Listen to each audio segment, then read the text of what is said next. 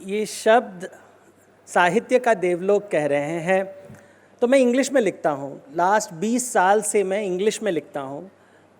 पहली बार जब एक लेखक, एक एडिटर थे, उन्होंने कहा कि नहीं, आपकी जो लेखन है वो हिंदी में भी छपनी चाहिए। तो मैंने कहा कि आप ले लीजिए, मुझे कोई प्रॉब्लम नहीं, आप ट्रांसलेट कर लीजिए।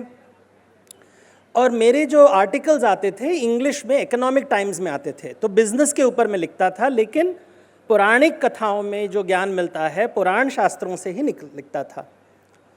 लेकिन जब हिंदी पेपर में चली गई तो उन्होंने कहा कि इसको तो हम धार्मिक सेक्शन में ही डालेंगे, बिजनेस सेक्शन में नहीं डालेंगे, क्योंकि हमारे लोग बिजनेस को पुराण से नहीं जोड़ते। और ये है कहानी 10 साल पहले कि हम जो पुराण शास्त्र होता है, हम उसके ऊपर लगता है कि ये धार्मिक है, और ये धार्मिक शब्द हम रिलीजन से जोड़ते हैं। क्योंकि अगर आप इवन कॉन्स्टिट्यूशन में देखें तो word secularism is become like जैसे धर्मनिरपेक्ष। लेकिन जब हम इन शास्त्रों के ऊपर पढ़ने लगते हैं तो बहुत डिफरेंट काइंड ऑफ नॉलेज मिलता है। जैसे एक ये जब शब्द है शास्त्र, लोग कहते हैं शास्त्रों में लिखा है, भी वेदों में ये शब्द शास्त्र मिलता भी नहीं है।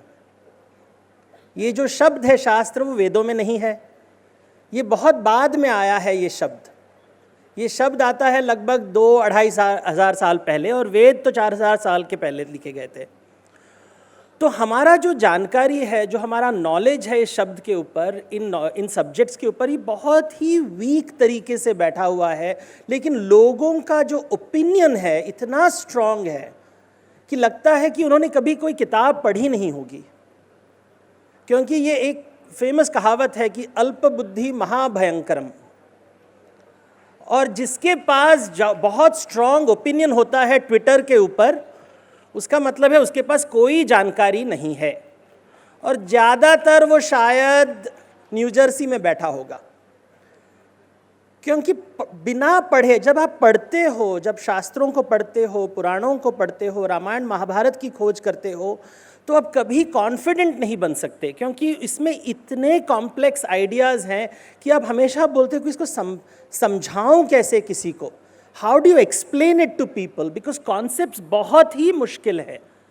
लेट्स एक कॉन्सेप्ट देखते हैं, देवलोक। ये शब्द अगर आपको इसे अंग्रेजी में अनुवाद करना है तो आप कैसे अनुवाद करोगे?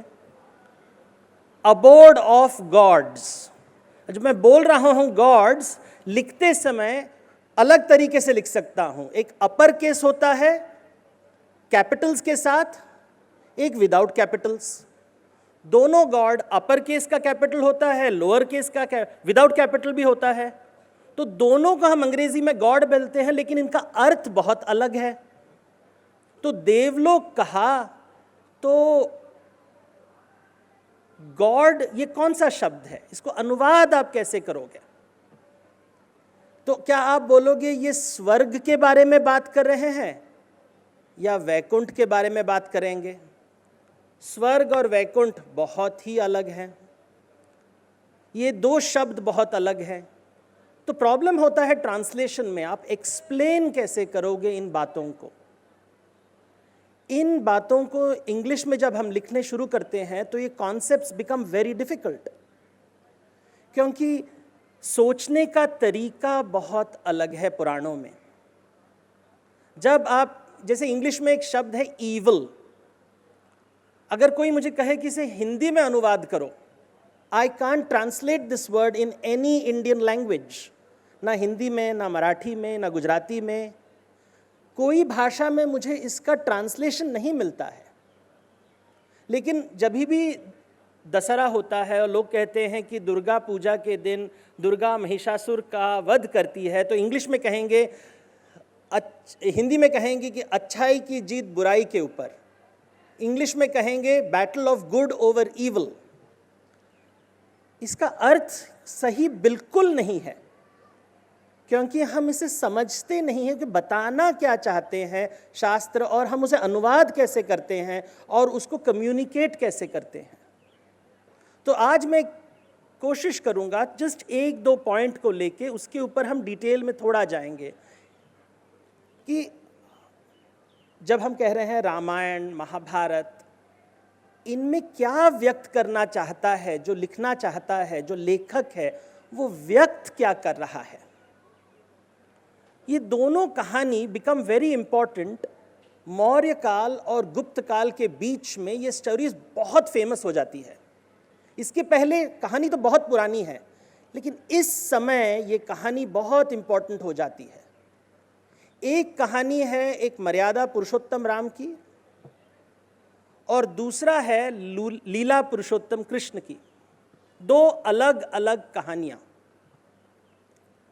एक में एक राजा है जो हमेशा रूल फॉलो करता है, दूसरा में एक ग्वाला है जो हमेशा रूल तोड़ता है।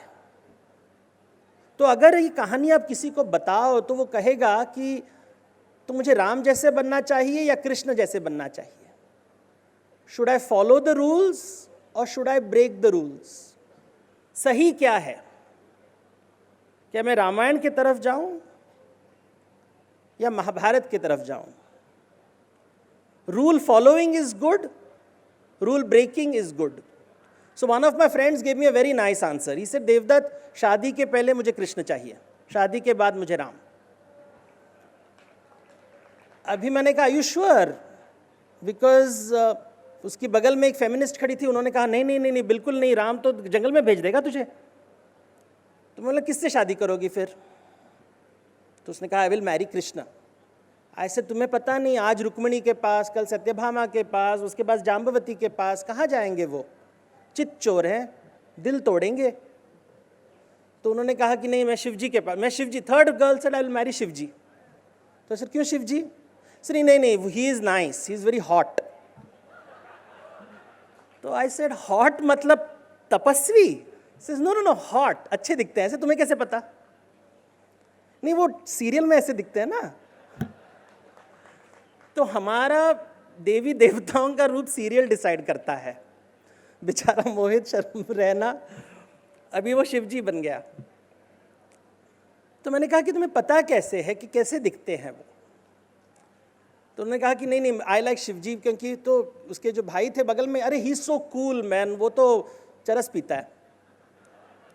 तो उसकी माँ ने कहा, तुझे पाप लगेगा, ऐसे नहीं बात करते भगवान के बारे में। तो एक ही घर में तीन व्यूज आ गए, शिवजी हॉट हैं, वो चरस पीते हैं, भगवान के बारे में ऐसे मत बात करो। तो इस माहौल में अगर आपको पुराण कथा बताना है तो कैसे बताएं? क्योंकि गेरुआ वस्त्र हम पहनते नहीं हैं, और अगर गेरुआ वस्त्र आप पहनते नहीं हो तो आप तो सत्य नहीं बोलते।